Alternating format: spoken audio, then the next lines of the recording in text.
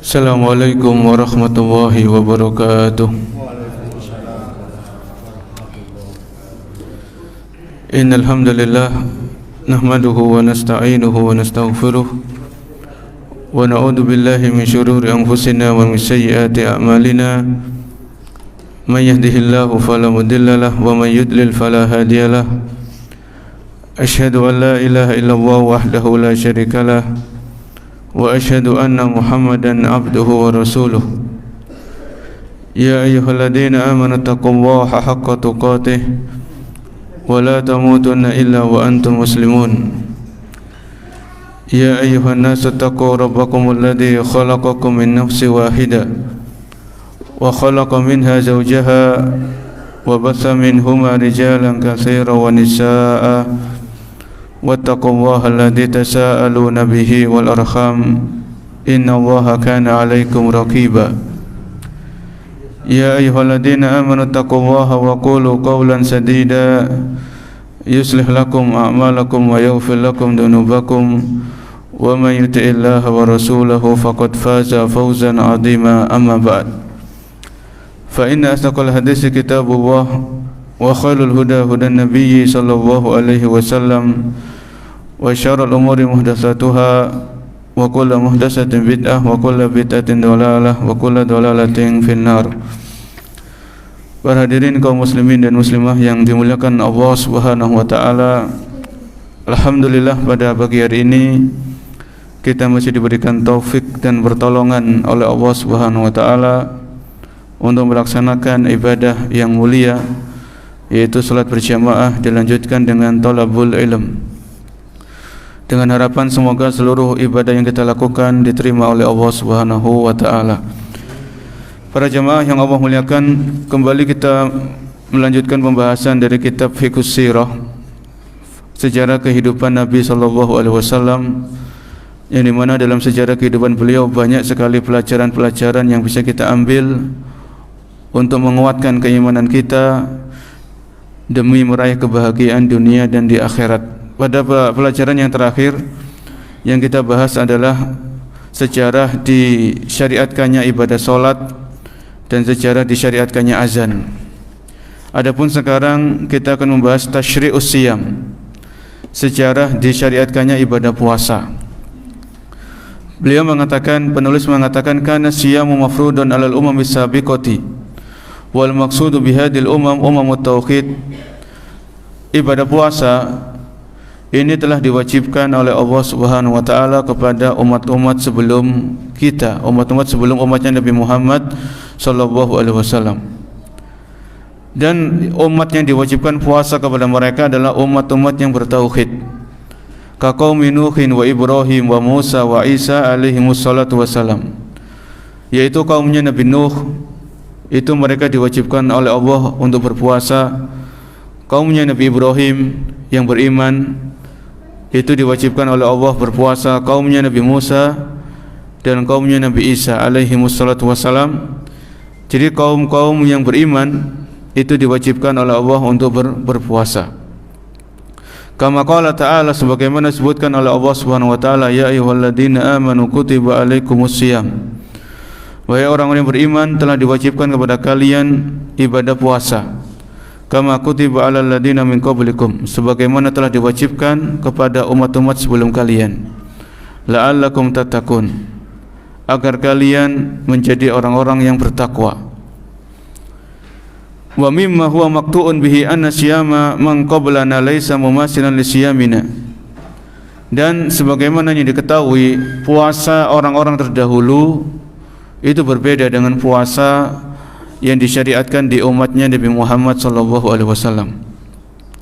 Wa in kana jami'u yashtarikuna fi hadhil ibadatil 'azimah.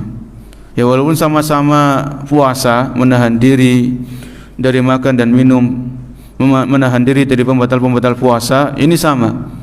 Namun ada segi perbedaannya. Yaqulu Imam Ibnu Katsir rahimahullah an Mu'adz ibn Jabal qala ukhilatis salatu bi salasati ahwal. Dari Mu'adz bin Jabal radhiyallahu anhu mengatakan, salat itu diwajibkan dalam 3 keadaan awal-awalnya. Fadzakara ahwal salat, kemudian beliau menyebutkan tentang salat.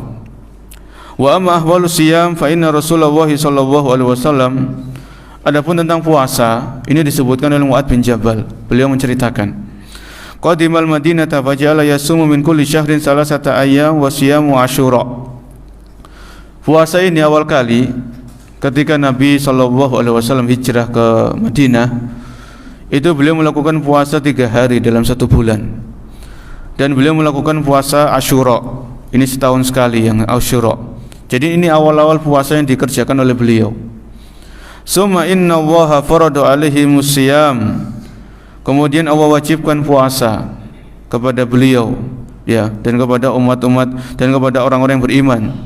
Ya ayyuhalladzina amanu kutiba alaikumus siyam, sebagaimana disebutkan dalam ayat tadi, ya. Wa 'alal ladzina yutiqunahu fidyatun ta'amu miskin. Dan orang-orang yang mampu, jadi awal-awal puasa Ramadan ini disuruh milih, yang mau puasa silakan, yang tidak mau puasa silakan. Wa 'alal ladzina yutiqunahu fidyatun ta'amu miskin, dan bagi orang-orang yang tidak mau puasa itu hendaknya dia memberikan fidyah, memberikan makan kepada orang miskin. Fakana man syaa shoma wa man syaa ta'ama miskinan fa ajza'a dzalika anhu. Jadi awal-awal puasa ini, ya, itu dikasih pilihan sama Allah Subhanahu wa taala. Barang siapa yang puasa silakan, barang siapa yang tidak puasa bisa mengganti dengan memberikan makan kepada orang miskin. Summa inna Allaha anzalal ayatal ukhra. Kemudian selang beberapa waktu Allah menurunkan ayatnya yang lain, Syahrul Ramadan alladzi unzila fihil Qur'an, yaitu bulan Ramadan, bulan diturunkannya Al-Qur'an, sampai firman-Nya, faman syahida minkumus syahra falyasumhu. Barang siapa yang di antara kalian mendapati bulan Ramadan, ya, mendapati hilal bulan Ramadan, falyasumhu, maka adalah dia puasa. Fa asbata siyamahu alal muqimis sahihi wa rakhasa fihi lil maridi wal musafir. Maka dalam ayat ini Allah Subhanahu wa taala mewajibkan puasa. Faman syahida minkumus syahra falyasum. Barang siapa di antara kalian, wahai orang-orang beriman, melihat hilal Ramadan, maka hendaklah dia puasa. Allah wajibkan puasa di sini bagi orang-orang yang mukim, ya, yang tidak bepergian. Kalau bepergian maka bisa mengganti di hari yang lain. Was-sahih, bagi orang-orang yang sehat. Wa rakhasa fihi lil maridi wal musafir, Allah berikan keringanan bagi orang-orang yang sakit dan orang-orang yang bepergian. Wa asba'ata li ta'amalil kabir alladzi la yastati'u siyam. Ya, kemudian orang-orang yang sudah tua, sudah lanjut usia, enggak mampu puasa, maka mereka bisa meninggalkan puasa dengan memberikan makan kepada orang-orang miskin. Ya, fahadani haulani, ini adalah diantara tahapan-tahapan kewajiban puasa Ramadan. Awalnya yang dilakukan oleh Nabi puasa itu 3 hari dalam 1 bulan. Kemudian puasa Asyura. Setelah itu baru turun ayat tentang kewajiban puasa Ramadan. Itu pun masih suruh milih, ya, dikasih pilihan. Baru setelah itu turun ayat-ayat yang benar-benar mewajibkan puasa kepada seluruh kaum muslimin, seluruh orang yang beriman, ya. Bagi yang tidak bepergian, yang tidak sakit, ini mereka wajib puasa. Adapun yang bepergian, mereka wajib puasa dengan mengganti di hari-hari yang lain.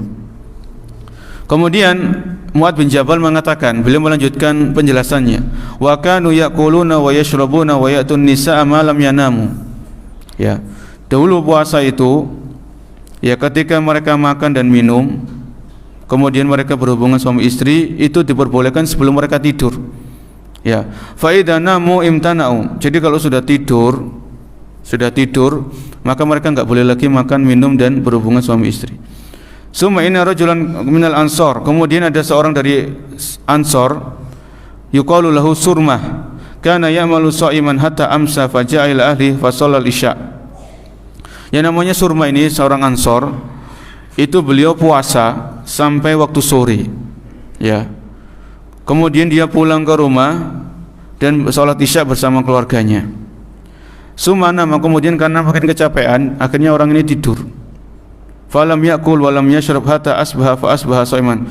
Kemudian karena ketiduran, enggak makan, enggak minum, ya, sampai datang waktu subuh. Kemudian waktu subuh dia berpuasa lagi. Ya, fara'ahu Rasulullah sallallahu alaihi wasallam qad jahada jahdan syadidan. Rasulullah mengetahui kejadian yang dialami laki-laki tersebut. Ya, betapa payahnya ketika pagi puasa, ya kemudian pulang ke rumah sudah sore, sudah masuk waktu isya, sholat isya bersama keluarganya, kemudian ketiduran, akhirnya belum makan dan minum. Akhirnya sudah datang waktu pagi puasa lagi. Faqala, maka Nabi mengatakan, mali araka qad jahadta jahdan syadidan. Aku melihat engkau itu sudah sangat kelelahan, keletihan. Ya, fa akhbarahu. Kemudian laki-laki itu menceritakan kejadiannya. Waqala wa kana Umar qad asaba minan nisa'i ba'da mana mafa'ata Rasulullah sallallahu alaihi wasallam. Dan hal-hal yang sama ini dialami juga oleh Umar bin Khattab radhiyallahu anhu. Kemudian Allah menurunkan ayatnya, ukhilla lakum lailatas siyami rafasu ila nisaikum hunna libasul lakum, ya, sampai firman-Nya summa atimus siyama ilal lail.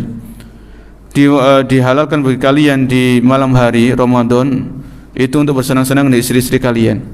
Mereka adalah pakaian bagi kalian sampai firman-Nya summa atimus siyama ilal lail. Kemudian sempurnakan puasa sampai waktu malam. Jadi awalnya ini bagaimana puasa itu di zaman tersebut, ya. Ketika orang itu sudah ketiduran, ya, kemudian datang waktu pagi, akhirnya dia puasa lagi. Walaupun seandainya dia ketiduran, mungkin sebelum subuh dia bisa bangun, masih bisa makan, ya, bisa minum dan sebagainya. Ini diantara ketika awal-awal terjadinya kewajiban ibadah puasa. Dulu di malam hari mereka tidak bisa apa-apa, tidak boleh bersenang-senang dengan istri mereka. Di awal-awal puasa seperti itu. Akhirnya turun sampai turun firman Allah SWT, ukhilla lakum lailatas siyami arrafasu ila nisaikum. Dihalalkan bagi kalian di malam hari Ramadan bersenang-senang dengan istri kalian. Wa kana tashri'u siyam bihadil kaifiyati fi Sya'ban fi sanati tsaniyati minal hijrah. Jadi kewajiban puasa Ramadan ini turun di bulan Sya'ban di tahun kedua setelah hijrahnya Nabi ke kota Madinah. Wa bihi istaqarra tashri'u siyamul wajib ala hadal yusri wa raf'il haraj. Ya, ibadah puasa ini diwajibkan dengan tetap memperhatikan kemudahan dan menjauhi kesulitan bagi orang-orang beriman. Wa ta'akkada wujubahu bisanatil qauliyati wal amaliyati an Rasulillah sallallahu alaihi wasallam wa ajma'al muslimun ala hadha fala yakhilu lil muslim an yafarrita fi hadzal asli wa hadha ruknul azim min arkanil Islam. Ya, jadi ini puasa Ramadan itu kewajibannya terjadi di bulan Sya'ban di tahun kedua setelah hijrahnya Nabi sallallahu alaihi wasallam ke kota Madinah. Ya. Dan ini termasuk rukun Islam. Salah satu rukun Islam adalah puasa di bulan Ramadan. Pelajaran-pelajaran yang bisa kita petik dari diwajibkannya puasa ini. Yang pertama, hikmatul Islami fi tadarrujihi fi tasyri'. Kalau kita perhatikan pensyariatan kewajiban puasa ini secara bertahap. Tidak langsung diwajibkan puasa 1 bulan penuh, itu tidak. Ya, falam yufrad asyamu marratan wahidah. Jadi puasa ini tidak langsung diwajibkan, maksudnya harus puasa gitu. Awal-awalnya kan dikasih pilihan sama Allah Subhanahu wa taala. Yang mau puasa silakan, yang tidak puasa bisa memberikan apa? Makan waktu itu. Bal ja'a tashri'u li hadhil ibadati mutadarrijan. Ya. Tapi puasa ini, ibadah puasa ini disyariatkan dengan cara bertahap. Awalnya Nabi puasa selama 3 hari setiap bulan, ya. Kemudian beliau puasa Asyura juga. Kemudian kemudian Allah Subhanahu wa taala menurunkan syariat puasa ini secara pilihan, ya, ma'at takhir. Summa fi nihayati lamma maratan nufus wa ta'awwadat ala siyam asbaha siyam wa syahri fardan naziman. Maka setelah kaum muslimin itu sudah biasa puasa, ya, sudah biasa meninggalkan makan dan minum dalam waktu-waktu tertentu, jam sekian sampai jam sekian, barulah turunlah ayat yang mengatakan, yang menjelaskan tentang kewajiban puasa Ramadan selama 1 bulan penuh, ya, mulai dari terbitnya fajar sampai terbenamnya matahari. Wa minhu na'khudhu tadarruja fid da'wati ila Allah ta'ala kama sabaqa an asyarna. Jadi ini pensyariatan puasa dilakukan secara bertahap, ya, dilakukan secara bertahap. Maka begitu pula dalam berdakwah, ya, mengajak manusia kembali kepada Allah Subhanahu wa taala, mengajak manusia kepada agama Allah Subhanahu wa taala, ini perlu dilakukan secara bertahap. Misalnya seorang belajar, seorang penuntut ilmu ketika belajar, maka dia harus bertahap. Enggak bisa langsung belajar kitab-kitab yang besar. Ya, misalnya seorang penuntut ilmu awal mula dia belajar langsung belajar Aqidah Wasithiyah, belajar Fathul Bari, ini kan akan kesulitan. Maka ini perlu diperhatikan dalam belajar. Begitu pula kalau kita memperhatikan pensyariatan puasa tadi itu bertahap, maka ini juga berlaku, dalam artian berlaku itu kalau kita punya anak, ya, yang sudah mau balik itu dilatih puasa Ramadan, sehingga kalau mereka sudah balik, sebelumnya mereka sudah dilatih, ketika balik itu tiba, ya, masa balik itu tiba, mereka sudah siap untuk melaksanakan puasa. Begitu pula misalnya sholat ini kan Nabi mengatakan muru auladakum bis sholati wa hum abna'u sab'i sinin. Perintahkan anak-anak kalian untuk sholat ketika mereka usia 7 tahun. Ini sebagai untuk proses persiapan, ya, dilatih, anak itu dilatih, diingatkan terus, diajak, dikasih contoh sama orang tuanya sholat, sehingga ketika anak itu sudah benar-benar sudah balik, maka dia akan terbiasa, ya, tergerakkan hatinya untuk melaksanakan ibadah sholat, ya. Jadi seperti itu, ini butuh bertahap, perlu dilatih, ya, dan seterusnya. Kemudian diantara faedah-faedah disyariatkannya puasa secara bertahap, tidak secara langsung, ya, yaitu nalmasu min tasyri'is siyam al-yusra was-suhulata wa raf'al haraj 'anil ummatil islamiyyati, yaitu memberikan kemudahan bagi orang-orang beriman, memberikan kemudahan kepada kaum muslimin, ya, haitsu kanat bidayatut tasyri' tujibu siyam min ba'di salatil isya awin naum ila nihayatin nahar. Jadi dulu puasa itu diwajibkan setelah salat isya. Jadi bukan terbitnya fajar. Awal-awal puasa itu diwajibkan setelah salat isya, itu mulai awal puasa. Ila awin naum ila nihayatin nahar, sampai berakhirnya waktu siang, ya, sampai berakhirnya waktu siang. Summa ja'a takhfifu anhum, kemudian datang keringanan dengan firman Allah Subhanahu wa taala, ukhilla lakum lailatas siyami rafasu ila nisaikum. Dihalalkan bagi kalian ketika puasa di malam harinya itu bersenang-senang di istri kalian, ya. Jadi awal-awalnya enggak boleh. Awal setelah salat isya itu langsung mulai puasa. Jadi bersenang-senang dengan istri di waktu malam ini enggak boleh, ya. Sampai datangnya selesai waktu siang. Ini baru boleh makan dan minum dan bersenang-senang.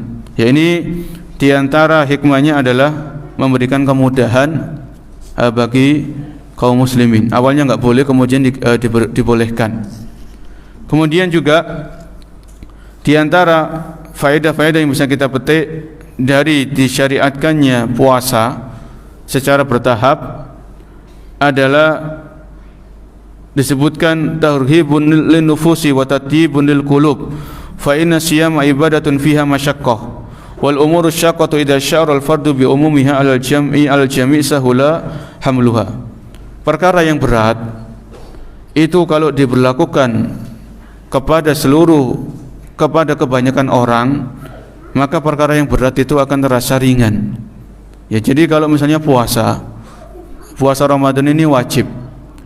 Di antara yang membuat seorang mukmin, orang yang beriman itu bisa melaksanakan puasa Ramadan setelah taufik dari Allah Subhanahu wa taala adalah dia mengingat bahwasanya puasa ini diwajibkan oleh Allah bukan hanya kepada kita, orang-orang beriman, ya, di zaman yang beriman kepada Nabi Muhammad SAW. Tapi puasa ini juga berlaku bagi orang-orang beriman sebelum kita.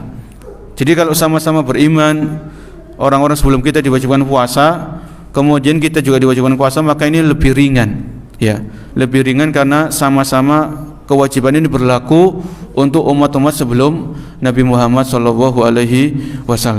Ya, ini diantara faedahnya. Kemudian fi tasyri'is siyam mura'atun li ahwali jami'i tabaqatil mujtama' wa talqir lil aghniya bihalil fuqara wa taqwiyatul lirabit baina fi'atil mujtama. Puasa ini mengingatkan orang kaya khususnya dengan keadaan orang-orang miskin. Ya, bagaimana orang miskin itu bisa jadi orang miskin ini untuk mendapatkan makan itu sulit. Untuk mendapatkan sesuap nasi, ya, itu mungkin harus susah payah. Ya, harus kerja keras. Maka ketika ibadah puasa ini diwajibkan kepada orang-orang beriman, ya termasuk yang kaya, maka orang kaya ini akan merasakan betapa enggak enaknya rasa lapar, ya, betapa enggak enaknya rasa haus. Yang ini dialami oleh orang-orang miskin bahkan mungkin setiap hari, atau kebanyakan dari hari-hari mereka itu dihiasi dengan lapar dan haus. Ini akan tumbuh rasa kasih sayang, rasa berbelas kasih kepada ya orang-orang miskin. Ya, oleh karena itu kalau kita dapatkan di bulan Ramadan, ya selain memang dijanjikan pahala yang besar bagi orang-orang yang memberikan makan berbuka bagi orang-orang puasa, maka orang-orang kaya juga tergerak hatinya ketika mereka merasakan rasa lapar, enggak enak. Akhirnya mereka tergerak untuk memberikan makan kepada saudara-saudaranya yang miskin, ya, dan lain sebagainya. Ini kita dapatkan di bulan Ramadan. Ya, jadi puasa ini untuk mengingatkan orang-orang kaya bagaimana keadaan orang-orang miskin itu ketika mereka lapar dan haus. Ini juga dalam ibadah puasa, waktu siyami wal iftar muhaddatun fi ghayatid diqqah.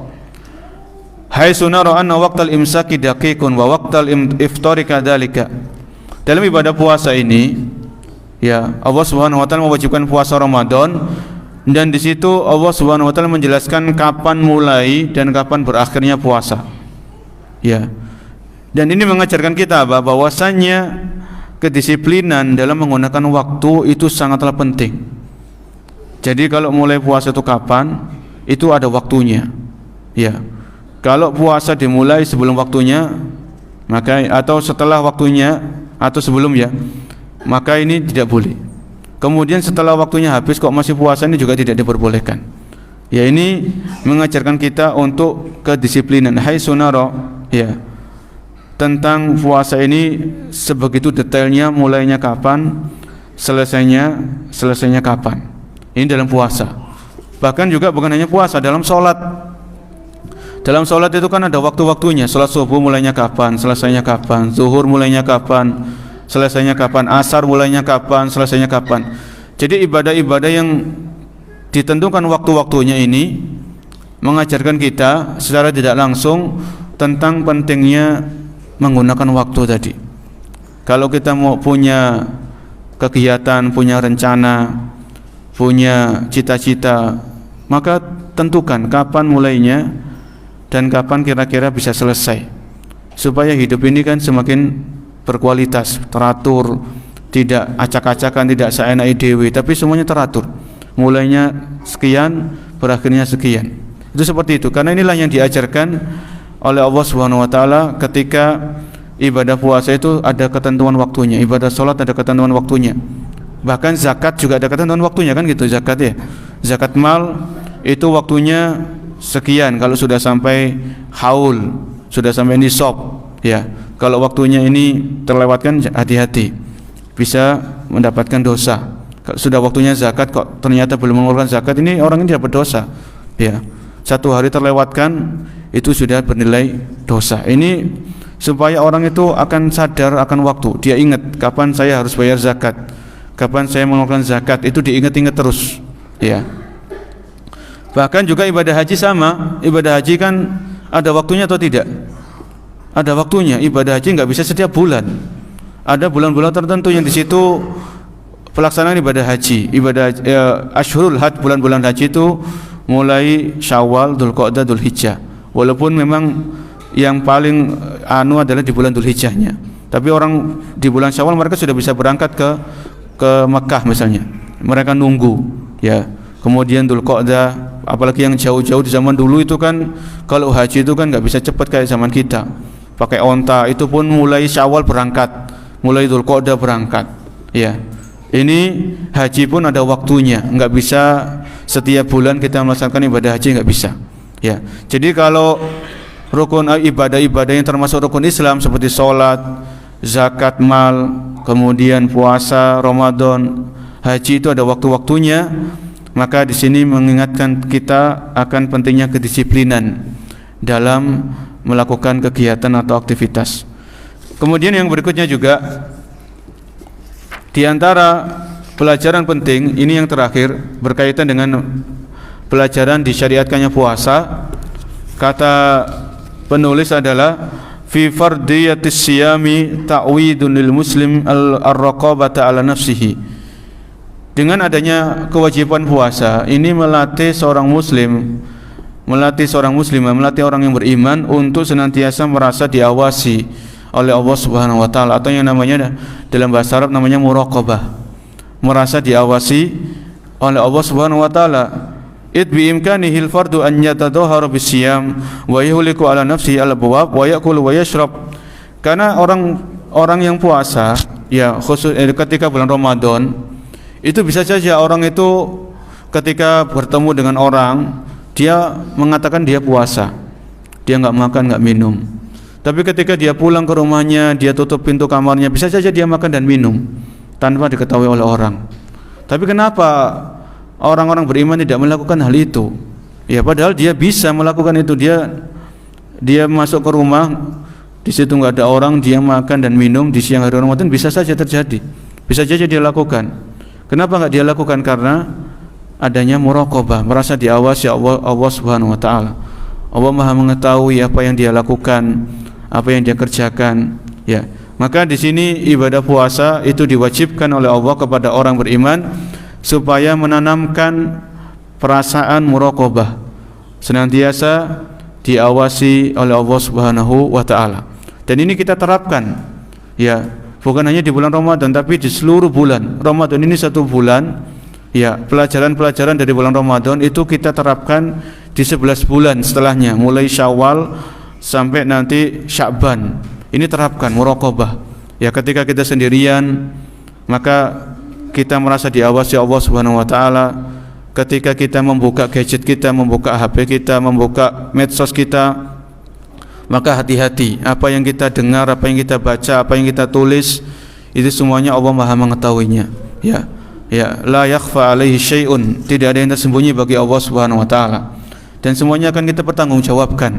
Ya.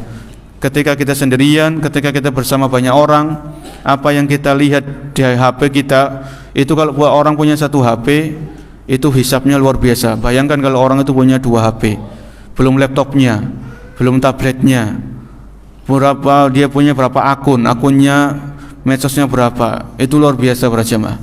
Ya, maka memang sekarang itu sangat mudah untuk berinteraksi dengan orang, tapi tentunya kita harus berhati-hati karena semuanya akan ada hisabnya, akan ada pertanggungjawabannya di hari kiamat kelak.